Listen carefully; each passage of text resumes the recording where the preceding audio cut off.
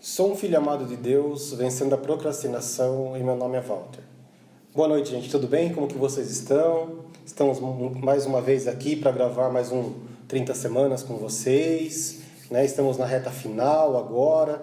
Nosso ministério está chegando ao fim, esse ciclo, mas eu creio em nome de Jesus que o ano que vem estaremos juntos, com uma nova pegada, diferente. Vamos poder fazer juntos aqui dentro da igreja, né, com os grupos de partilha acontecendo.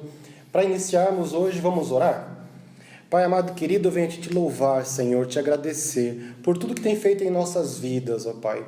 Venho agradecer por cada um, Senhor. Agradeço pelos líderes desse ministério, Senhor. Cada voluntário, Senhor, que mesmo à distância tem se disposto, ó Pai, a nos ajudar, tem se disposto, ó Pai, a doar o seu tempo, Senhor. Em nome de Jesus, ó Pai, eu venho pedir que essa palavra venha direto do seu trono, Senhor. Que o Senhor venha, Senhor, através dela agir nas pessoas, ó Pai. Em nome de Jesus, ó Pai, que seja o teu Santo Espírito falando através dessa palavra de hoje, ó Pai. Em nome de Jesus que eu te louvo e te agradeço. Amém. Bom, hoje nós vamos falar sobre a decisão 8, que é o compartilhar. E eu vou repartir. O texto base para a gente hoje é Mateus 28, 19, que diz assim: Portanto, vão e façam discípulos de todas as nações, batizando-os em nome do Pai, do Filho e do Espírito Santo, ensinando-os a obedecer a tudo o que eu lhes ordenei. E eu estarei sempre com vocês até o fim dos tempos. Vivendo como um doador, que é o tema de hoje. Em Atos 20:35 está assim: Em tudo o que fiz, mostrei-lhes que mediante trabalho árduo devemos ajudar os fracos, lembrando as palavras do próprio Senhor Jesus que disse: há maior felicidade em dar do que receber. Gente, o padrão celestial que Deus quer que a gente viva aqui na Terra é o padrão de doação. Ele quer que a gente aprenda a doar. Mas nós, enquanto seres humanos, carnais que somos, egoístas em muitos aspectos, nós gostamos muito de receber. Nós queremos receber coisas, ganhar coisas. O doar, muitas vezes, para algumas pessoas, soa como perder, né? Então, o fato de eu dar algo a alguém, para mim, muitas vezes pode simbolizar como que se eu estivesse perdendo. E nos padrões de Deus, né, ele fala que a gente não tem que buscar as nossas satisfações próprias, mas a gente tem que doar e fazer isso no nível ilimitado, porque muitas vezes a gente não doa ou faz isso de maneira limitada. Paulo, né, fala nas palavras de Jesus, e ele cita as palavras de Jesus como um padrão que parece louco para o mundo, né? Porque é elevado, mas é elevado aos olhos de Deus. Se a gente parar para analisar a questão de doar, né? Que nem ele fala aqui, a maior felicidade em dar do que receber, parece meio louco, mas aos olhos de Jesus, aos olhos de Deus, isso é nobre, né? O fato de você dar a alguém, o fato de você fazer a pessoa ficar bem. Felicidade, né? A felicidade, como está citando aqui, né? Para quem está nos acompanhando pela apostila, nós estamos na página 304. A felicidade não é o alvo final da vida, né? Porque assim, nós somos chamados para viver na eternidade. E a felicidade é viver lá. Então, às vezes, a gente acha que aqui as coisas materiais são o que nos faz bem, é o carro novo, é um celular novo, e não é. O que nos faz bem é o que está por vir ainda, né? Que é a vida de Jesus, que é esse grande momento, né? Nem tudo que parece bom aos olhos, né? É de fato bom aos olhos de Deus. Aos nossos olhos algumas coisas nos fazem falta, aos nossos olhos algumas coisas são importantes, aos nossos olhos nós queremos algo, mas Deus sabe todas as coisas. Por isso que nem sempre Ele dá para nós tudo o que queremos, no momento que queremos. Por quê? Porque Ele sabe o momento. né? Então, assim, aos olhos dele, nem tudo é perfeito, né? E como a própria Bíblia diz em Provérbios 14, 12, diz assim: há caminho que parece certo ao homem, mas no final conduz à morte. Ou seja, para nós muitas vezes parece ser legal, é gostoso, é prazeroso, mas para Deus isso é um sinal de morte para o homem, né? O estilo de vida de um doador é a prática daquilo que a gente crê, né? E por quê? Porque se a gente crê em Jesus, a gente acredita em Jesus, a gente acredita em Deus, que é o maior exemplo de doação, tanto Jesus como Deus, né? Um deu seu filho, o outro deu a vida por nós. Ou seja, se a gente acredita nele, a gente tem que acreditar que doar é melhor. A gente se doando, a gente faz bem. Como está em Tiago 2,17, assim também a fé por si só, se não for acompanhado de obras, está morta, né? Então, assim, a fé ativa ela é importante, a fé em Deus ela é importante, mas nós precisamos ter ações, nós precisamos ter boas obras também. Não adianta nada a gente ter fé. O maior exemplo que a gente tem nessa questão da pandemia, nesse momento atual que estamos vivendo, é o que a nossa igreja tem feito, né? É um momento onde a gente tem muita fé, onde a gente tem feito muita oração, a gente tem participado de reuniões online, participado de eventos online, mas nós temos um corpo, uma equipe que está trabalhando, que está se doando, está doando o seu tempo de trabalho, está arrecadando cestas básicas, tem gente atendendo na casa da família, ou seja, é uma igreja que não vive somente pela palavra em si, mas também pelas obras, né? Como a própria palavra diz. E para a gente refletir, você se considera uma pessoa generosa? Né? Sim ou não? Para quem tem a apostila, pode anotar, né, na apostila. E você, uma coisa que é interessante a gente pensar, que você precisa doar com consciência, né? Você não pode doar por uma codependência. Como assim, né, Walter? Doar por uma codependência. É doar esperando algo em troca, né? Então tem gente que dá algo, né, esperando que vai receber alguma coisa, vai receber algo de bom em troca. Muitas vezes até de Deus, né? A gente oferta na casa de Deus, falando assim, eu vou dar esse dinheiro aqui hoje, porque Deus vai abrir a porta para mim ali na frente. E não é uma troca, né? A gente tem que dar de coração, de maneira consciente. Então eu estou dando porque eu quero dar, porque eu quero abençoar o meu irmão, né? E se você é generoso para amar a Deus, né? Então assim, você não é somente generoso para amar a Deus, mas por amar muito a Deus você é generoso, é o contrário. Ou seja, a gente não é generoso por amar a Deus, mas por amar a Deus nós somos generosos. Então a gente tem que ser generoso de uma maneira espontânea, né? E uma coisa que é legal a gente pensar é que as honrarias, as homenagens, né, os prêmios que são dados, sempre são dados para quem? Sempre são dados para quem deu algo, né? Então é um mérito de alguém que deu alguma coisa a alguém, né? Então fulano foi presenteado porque ele criou algo de bom, ou seja, ele está dando para a sociedade algo de bom. Recebeu o prêmio Nobel, por quê? Porque criou algo que mudou a vida de pessoas, né? E aqui diz em Mateus 10:8, né? Vocês receberam de graça, então deem também de graça. Ou seja, tudo que vem para nós de Deus é de graça. Por que nós vamos cobrar por isso, né? Como afirmou, né, o pastor Carlito Paz, né, no Inspire de 2013, nunca nos parecemos tanto com Deus como quando doamos, não só recursos e coisas, mas a nós mesmos. Foi o que Jesus fez, nos dando o maior presente de todos, Ele mesmo, o nosso grande doador, né? Foi o que eu acabei de dizer com relação que Deus e Jesus são os maiores doadores, né? Um doou o filho, o outro se doou. Então, assim, isso é fato. Então, precisamos aprender a olhar as coisas sob a ótica de Jesus, aprender a doar as coisas, a doar, a se doar, né? E como o Carlito Paz fala, bem colocado, não é somente o fato de eu dar coisas, mas é eu me doar, né? Eu tenho um tempo, eu posso ajudar. Nesse momento de pandemia, meu vizinho precisa de algo, tal. O que eu posso fazer para ajudar? Né? Então agora nós vamos para o item 1, né? Atitudes práticas para viver a doação com estilo de vida. A. Colocar a vontade de Deus acima do seu ponto de vista.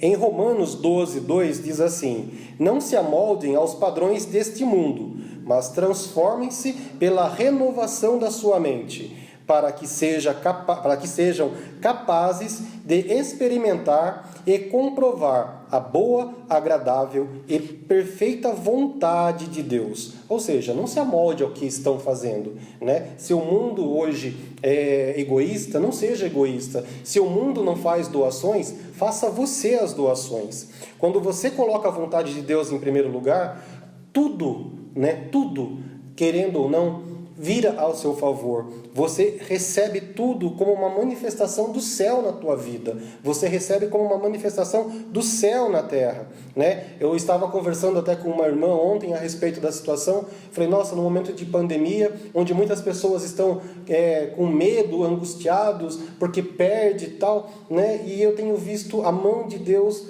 na vida de muitas pessoas, inclusive na minha, não posso reclamar, o quanto Deus tem provido coisas para nós. E não só materiais, mas saúde, a vivência em família, né? Então assim, e aí, e você? Né? Então, mas por que será que a gente recebe? Porque eu sou bonzinho? Não, né? É porque, querendo ou não, a gente tem um coração que está mais disposto a servir. Aprenda, coloca isso em prática. Comece, não estou dizendo para você que eu sou bonzinho, que eu sirvo, que eu sou... Não, não é isso. Mas coloque isso em prática. Comece a olhar um pouco para o outro. Comece a enxergar o outro. Ver o que o outro precisa. E aí você vai ver grande diferença na tua vida. Reflita. Quais são as suas reais motivações? Fazer a vontade de Deus ou fazer a sua própria vontade? Né? Para quem tem a apostila, tem um trechinho aí para você comentar. E aí? Você está pronto para largar tudo e fazer a vontade de Deus? Você está pronto para fazer o que Deus tem colocado na tua vida? Qual o propósito que Ele tem para você? Vamos para a letra B. Olhar menos para o indivíduo e mais para o coletivo. Ou seja, é eu tirar o olho do meu umbigo e olhar para o que está acontecendo à minha volta. Eu tenho hoje leite na minha casa? Será que meu vizinho tem? Né? Acho que isso é importante. Em Mateus 22, do 37 ao 39, diz assim: Jesus disse: ame o Senhor, o seu Deus, de todo o seu coração, de toda a sua alma e de todo o seu entendimento. Este é o primeiro e maior mandamento. O segundo é semelhante a ele: ame o seu próximo como a si mesmo. Ou seja, os mandamentos mais fortes, né? Que vem da palavra amor, que vem da palavra se doar. Então ame a Deus sobre todas as coisas e o seu próximo como você se ama. Mas assim, se ame e ame o seu próximo também, né? Deus promove mudanças na nossa vida o tempo todo, né? Quando você vence um vício, mau hábito, né? Um defeito de caráter, né? Quando você percebe que você muda, as pessoas ao seu redor também percebem isso. E isso afeta essas pessoas direta ou indiretamente. Isso faz com que você possa,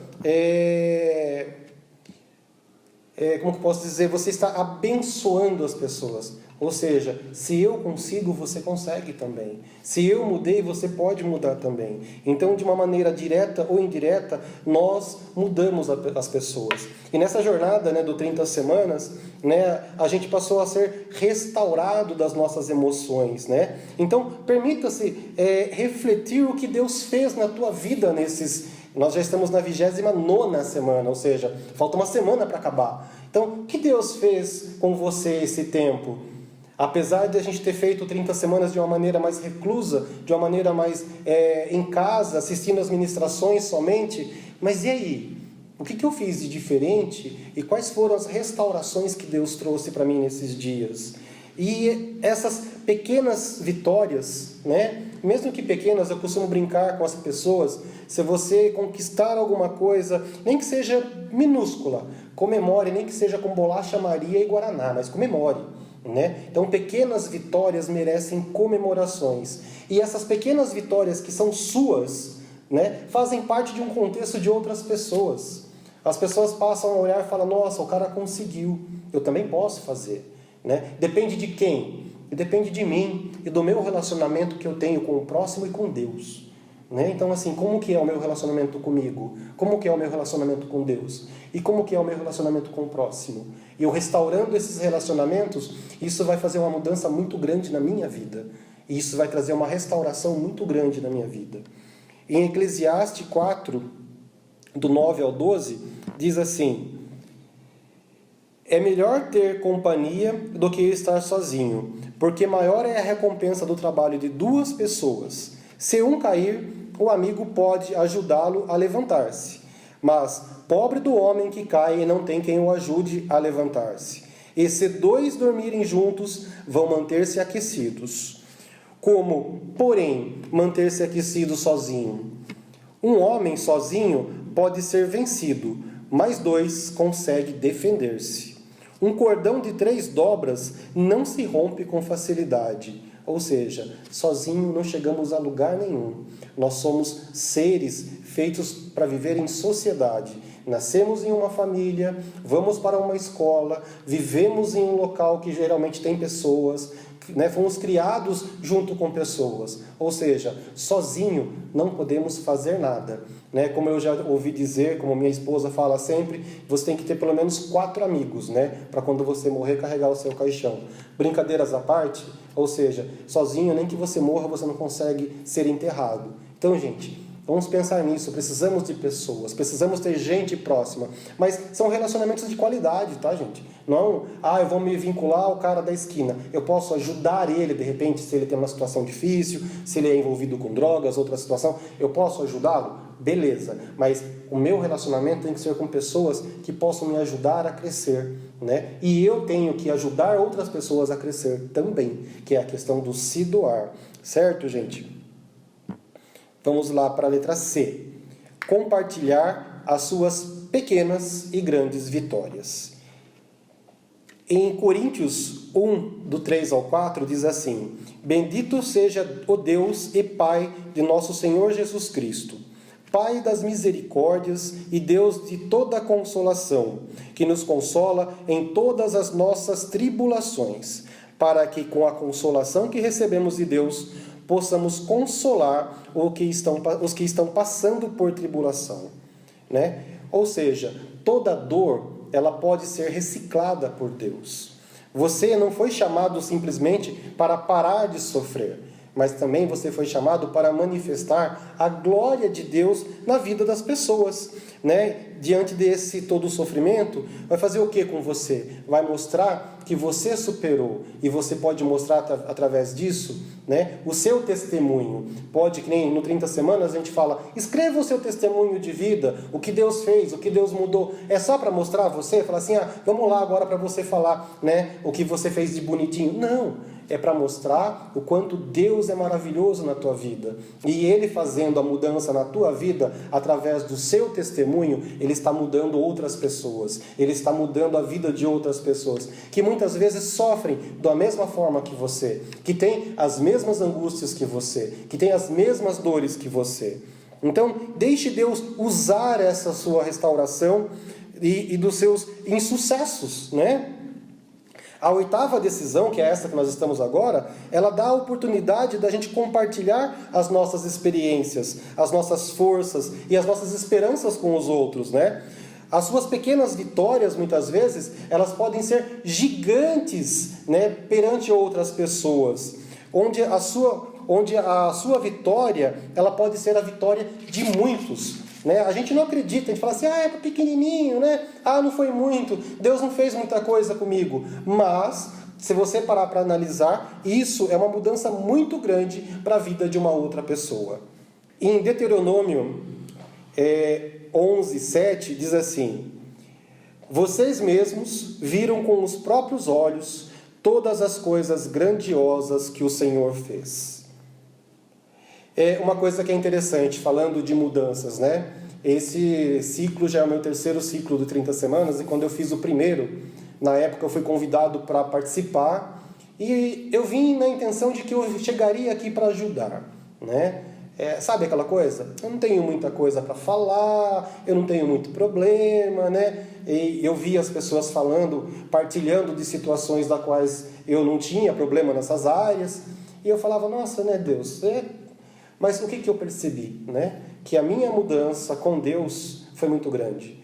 Eu passei a me doar muito mais, eu passei a enxergar Deus de uma forma diferente, que no 30 semanas a gente vê Deus como um pai, né? Não como um ser distante. Então, assim, eu passei a ver diferentemente como Deus tratava da minha vida. Então, assim, o meu relacionamento com Deus mudou, e mudou muito. E a partir disso eu percebi que o meu relacionamento com as pessoas também mudaram, né? Então, assim, foi pequena a vitória? Olha, eu percebi de uma maneira pequena, digamos assim. Mas muitas pessoas falavam assim, nossa, eu gostaria de fazer o que você está fazendo. Eu gostaria de ter a experiência que você tem. Eu gostaria, ou seja, uma pequena coisa que Deus mudou na minha vida, que foi, pequena não é grande, né? O relacionamento com Ele é tudo na vida da gente. Mas que foi o relacionamento com Ele, o que aconteceu? Repercutiu para outras pessoas, das quais tanto no 30 semanas como em outros ministérios que eu sirvo, isso serviu como um exemplo em alguns aspectos, em alguns sentidos, em alguns momentos. Então, faça isso também. Mudou pequenininho? É uma pequena mudança que Deus fez na sua vida? Fale dela, coloque ela para fora. Por mais que você ache, falar é besteira. Não, o que muitas vezes é besteira para você é uma grande coisa, por irmão. É a palavra que Ele está esperando. Fale com Ele. Então vamos lá, vamos continuar aqui. D. Pregar com palavras e com atitudes de amor. Em 1 João 3,18 diz assim, filhinhos, não amemos de palavras, nem de boca, mas em ação e em verdade. Forte, né?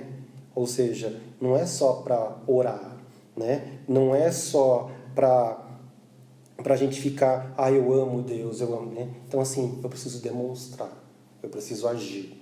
Então, assim, não amemos só de palavras, nem de boca, mas em ação.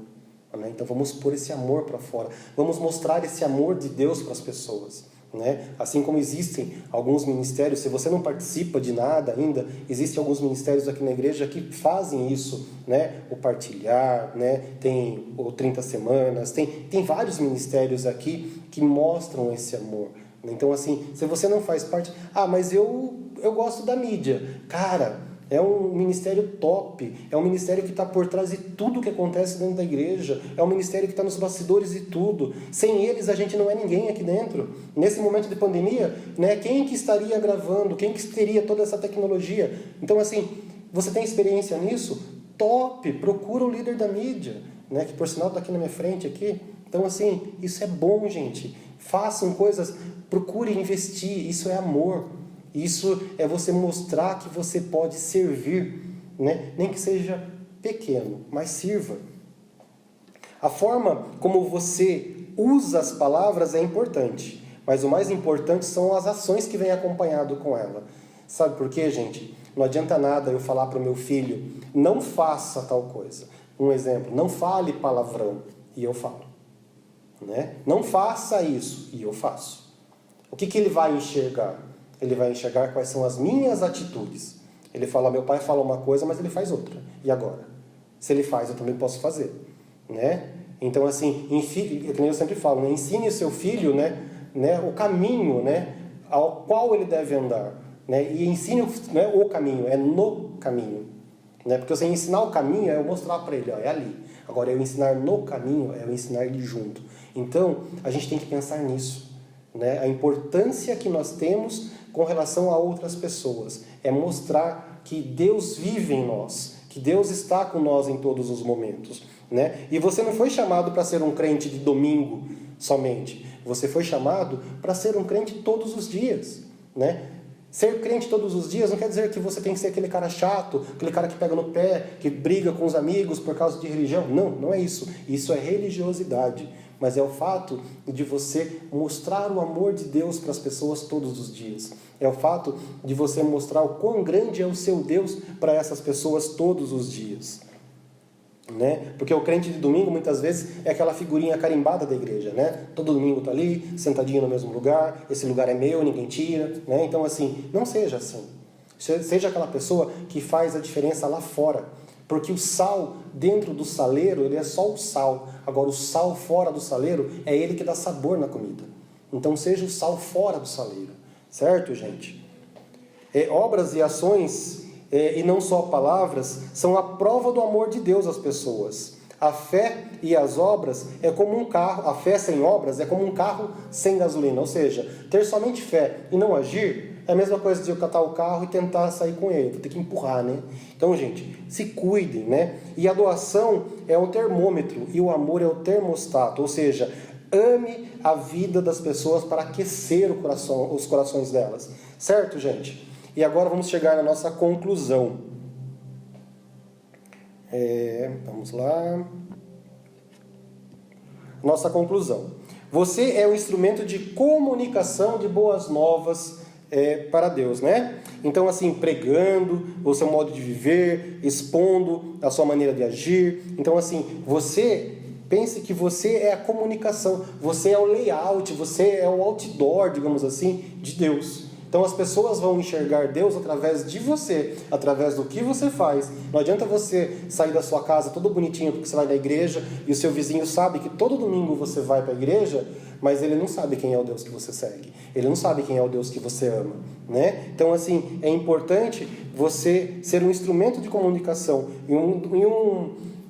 e ser isso de uma maneira, né? Um instrumento de uma maneira que você leve uma vida saudável, emocional para a pessoa, uma vida restaurada para as pessoas. Mostre. Ah, mas eu tenho uns defeitinhos. Todo mundo tem. Mas mostre que Deus está trabalhando nesse defeitinho. Que Deus está mudando sua vida. Que Deus está, que nem no 30 Semanas. Quantas restaurações a gente viu. Quantas coisas boas a gente viu. Tantos testemunhos. Então, comece a escrever. Você que não escreveu ainda o seu testemunho, comece a escrever.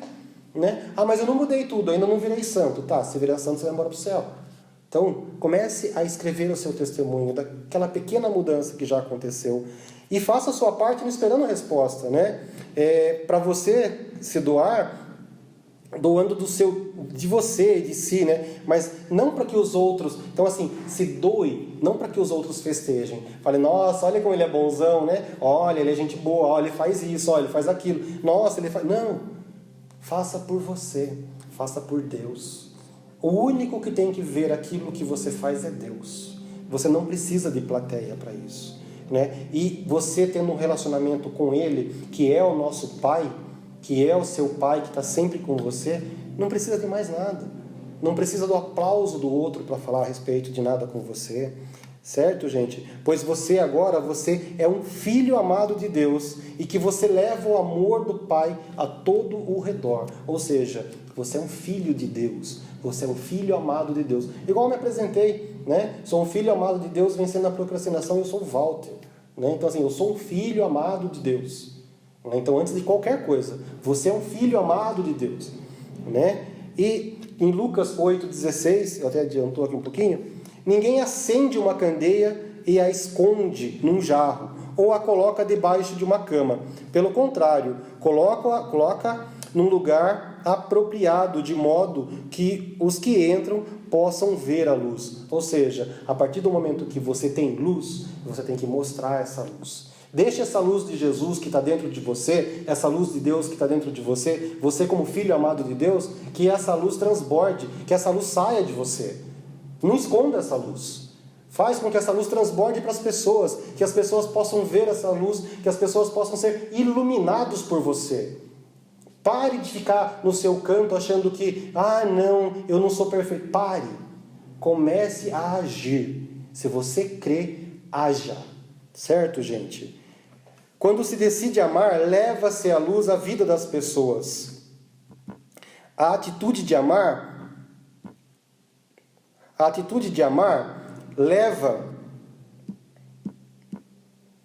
leva-nos a doar. Não controla ou manipula. Ou seja, amar, gente, é doação, não é manipulação, não é controle, não é sufocar, tá? Amar é liberdade, é você respirar livre, certo? Doar é declarar guerra ao reter, ou seja, não adianta eu ter muito para mim e não transbordar isso na vida da pessoa, não dar isso para ninguém, é meu somente, né? O padrão central do caráter de Deus remete à doação, ou seja, tudo que vem do céu é nosso, ou seja, Deus doa para nós. Ele doou o filho dele para a gente, né? Então, que é mais que isso? Então, doe você também. Comece a ser generoso na vida das pessoas. Ah, mas eu não tenho dinheiro. Eu não estou falando de dinheiro. Eu estou falando de tempo. Eu estou falando de vida. Eu estou falando de você. Eu estou falando de amor, de carinho. É isso que eu estou falando. Certo? Você é a imagem e semelhança de Deus. E o processo de restauração dos seus relacionamentos deve gerar testemunho de transformação para que outras pessoas possam experimentar a cura através dessa preciosa ferramenta que é você, né? Seja um canal de encorajamento e direção de todos à sua volta. Encoraje as pessoas a fazer o próximo ciclo de 30 semanas. Encoraje as pessoas, mostre o que Deus fez com você. Como eu falei, nem que seja uma vitória muito pequena, mas mostre o que Deus fez na tua vida, né? E para a gente encerrar hoje, a nossa pergunta facilitadora qual é? O que lhe impede de ser um verdadeiro doador? Qual será que é a dificuldade que nós temos de ser um verdadeiro doador? E o verdadeiro doador é aquele que doa de coração, que doa sem esperar nada em troca. O que impede você de fazer isso? Pense. Se for o caso, escreva um pouquinho a respeito disso. Mas o que impede você de ser um verdadeiro doador? Vamos orar para a gente encerrar? Pai amado e querido, eu venho te louvar, Senhor, eu venho te agradecer. Senhor, muito obrigado, Senhor, por esse ciclo de 30 semanas que está chegando ao fim, ó Pai. Eu creio que fugiu do nosso controle, mas nada foge do seu controle, ó Pai. Eu creio que o Senhor queria e o Senhor planejava que fosse feito dessa maneira. Em nome de Jesus, que possamos ter um coração generoso, que possamos doar mais de nós para os outros, ó Pai. Em nome de Jesus, ó Pai, eu te louvo, eu te agradeço, Senhor. Em nome de Jesus, abençoa cada um que está na tua casa assistindo esse vídeo nesse momento, Senhor. Eu creio, Senhor, que grandes coisas o Senhor tem feito com essas pessoas. Em nome de Jesus, abençoa cada um, Senhor. Abençoa cada lar que aqui está, Senhor. Pois eu creio que o Senhor é o Deus Todo-Poderoso. Mas, além disso, o Senhor é o Pai que anda com a gente. Em nome de Jesus, amém.